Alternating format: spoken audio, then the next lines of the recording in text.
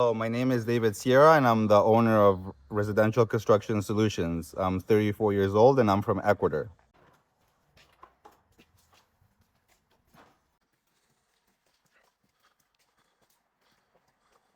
Company is how I started my own company. In the job that I do, is actually very hard to get in unless you have contacts. And I was knocking on doors, big companies, talking to the receptionist. Hi, my name is David Sierra. I've been doing this for so many years at the time. And no one, it would say, okay, we'll take your business card, but no one really gave me the option until one estimator, he recognized me and he's like, oh, David, this guy does good work. Let's give him a shot. So I was still quote like them giving me a shot was just meaning them let them me quote for them.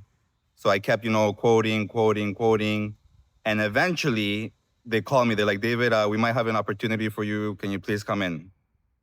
When I went to have a meeting with them, and again, I'm new to this. I don't really know how to deal with, higher people in the higher up of the company, like the directors or the senior estimators. And they basically said, we can offer you these three buildings, but then you have to accept all three at the price that you gave us, right? And I was so like, I wanted to get my foot in the door. So I'm like, okay, whatever. I'm gonna sign. I don't want to really say how much, but these are big condo towers.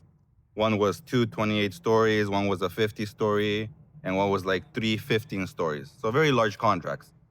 When I signed the contracts, I got this huge panic attack. I'm like, holy crap. I'm like, I don't have no money to start to buy material. I don't know where I'm gonna get the labor for it. I don't know what actually like other insurances besides your business insurance you need to get. Like what other paperwork do I need? And then, I was worried, but I didn't know even what to do or how to start. And when the time came for the first building to start, I was still working for my old employer.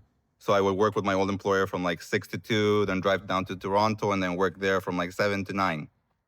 I did that for a while until I'm like, okay, I realized, okay, I need this much amount of money to hire somebody and this much amount of money to buy the material. And then eventually, I started learning, started making mistakes. Sometimes I would jump the gun and installate pipes when they're not insulated just because I thought it would be easier for me to get ahead. Dealing with relationships because you're not just dealing with a client, you're dealing with a project manager. You're dealing with the plumbing foreman. You're dealing with the HVAC foreman. You're dealing with the actual project managers on site, the project coordinators. So, it's a lot of things to take on, and like you're juggling a lot of things at the same time, right? And honestly, the best advice I think that I can give to anybody that wants to get into any trade is just do it, just jump. That's the only way, because even when someone says, you better write a proper invoice, you better do this properly or you better do this properly. In real life, it doesn't work like that. It's a lot of like people skills you need to have, and you need to have a lot of like you gotta know who you are, because sometimes like for me, I get very anxious. Sometimes I always think about the worst things. Oh, I didn't send my invoice on time. Now I'm not gonna get paid for 2 months. But all it really takes is just a call to say, hey, I didn't send my invoice. Maybe you can help me out. And sometimes they do, and sometimes you just gotta suck it up, right? It's part of the job.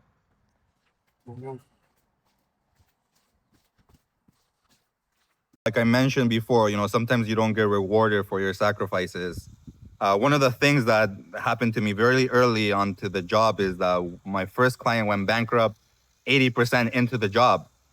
And for me, it was at least in that first time, it was very that we were 80% into the job, so it was not as hard, but it did take some like it made my anxiety attacks kind of worse. Oh, this might happen even to big guys.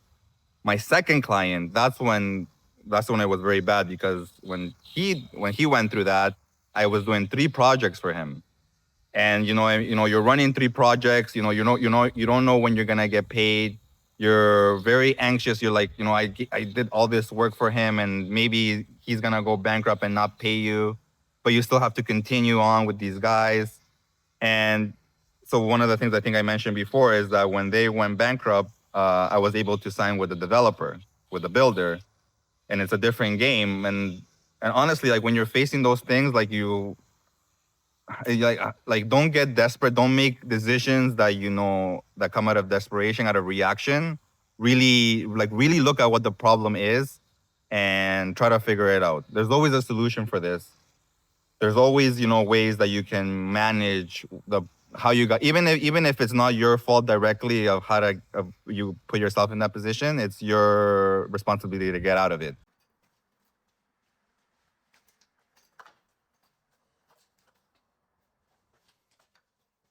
Advice to all the subcontractors out there. One thing that I strongly agree that you should have is like confidence in your pricing. Don't let people try to haggle you down. You know your trade, you know what it's worth. Sometimes you do have to make sacrifices, especially in big jobs like this, where a little work order here, a little work order there. But when it comes to big changes, make sure you know what you're doing. Make sure you read the contract. The contract is very important. Like I mentioned before, some of my mechanical contractor clients went bankrupt. So I got the opportunity to deal with the actual developers themselves and see how they work with. And you have to realize, yeah, the contract is very important. The stipulations of how you do your work is very important. Working schedule is very important. For me, for example, if the plumber is behind on schedule and the framers are going right behind, they don't actually accommodate the time that it takes to insulate. So my window of insulation becomes smaller, which then increases my labor prices because then I have to make my guys stay later, which then I have to pay them overtime, or just they have to work. It takes longer to do something that I originally planned for, right? Another thing to do is like always look out for other people, like not in the sense of helping them out, but like I mean learn from them. Like literally, like a builder might be doing something a certain way, or a concrete guy might be doing a certain way. There's certain things that you can pick up and apply to your skill as well, or apply to how you do things. Because one thing I think is that some things you do have to go through to learn from the mistake, but some things you can learn from other people, and it saves you time. It saves you headaches, and yeah, and just have an open mind. I also believe like learn to use technology. AI is a very big help. At least it has helped me a lot. Different like I said, when you're in your trade, like see how different technologies can help you out. I got my level 2 certified thermographer certificate, and it's a very big help for me because it can actually let me prove with documents and reports that my installation is doing what it's supposed to do.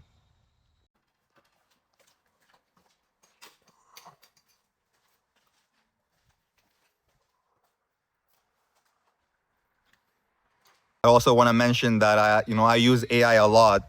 I always see on social media how AI is gonna take over your work or it's gonna destroy jobs. But I actually think it's the opposite. I think AI is a very good tool if you know how to use it. For me, for example, AI. One of the things that I use is I'll put a drawing into AI to do the takeoff, but then I'll actually do the takeoff myself to compare where they're getting their numbers from and where am I getting my numbers from, right? And usually AI is only good for hard costs, at least in my experience. AI is also good. Maybe something that I mentioned here is, let's say when I go to a meeting and I have to maybe explain why I'm using this material or explain why we should use this material. I'm not very good at talking, even though people say that I am. It'll actually give me notes of, okay, these are the value points, or this is that. Or for example, for my thermography service that I'm trying to sell now, I'll tell the AI, hey AI, give me all the engineering companies, all the mechanical contractor companies in Toronto. I want to drive around like this. When I go to the office, tell me who should I ask for the concierge, and it'll be like, okay, if you're going to an engineering company, ask for a quality lead engineer. If you're going to a mechanical contractor, ask for a senior estimator. It makes you look more knowledgeable. And then AI will be like, okay, and when you do, or if you do get to talk to that person, mention the values that your thermography service can add. And it's basically just there on your phone, right? Like I get very nervous, even though I know what I'm talking about. I just get very nervous as a person. So having AI, the little assistant there saying, okay, these are your 3 talking points to talk to a building developer. These are your 3 value points to talk to an engineer, because they care about different things when it comes at least to thermography, right?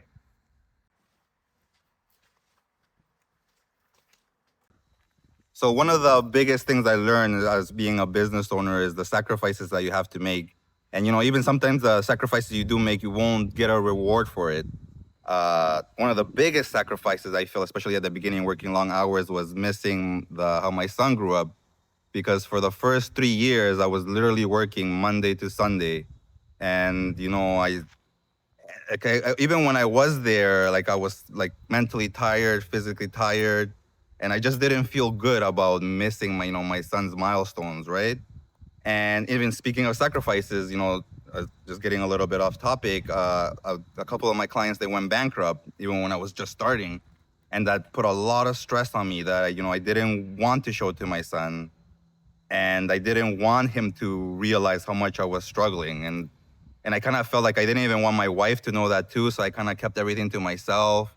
I became very angry, very just kind of like hated the world, especially at the beginning, I took things very personal. I'm like, oh, why is this entity, this company doing this to me? Are they trying to fuck me over?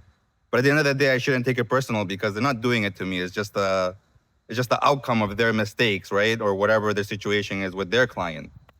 So, something of advice is, when you're with your son, or something that helped me a lot is to be present with them, to actually forget everything, forget about your tomorrows, forget about your yesterdays, and just be with your son or be with your wife, be with your daughter, with your family members, because those are the things that I believe that they're gonna value the most. Like 30 minutes of you spending with them and actually being there present, I think is better than you taking them out to Wonderland or buying them something, which that they love.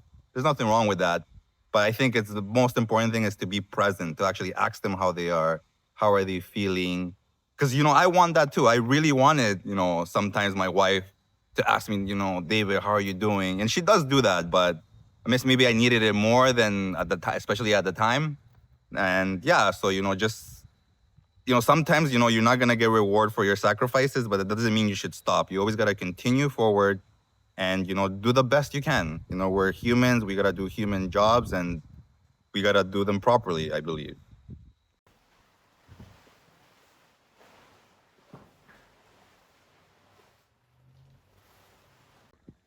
So you guys can contact me through Instagram at RCS Installation. My email is contact@rcsinstallation.ca. We specialize in mechanical installation and fire stopping in residential and commercial. And now I'm actually introducing a new service called On-Site Insight, which I'm a level 2 certified thermographer. And if you want to find more information about that, just send me a DM.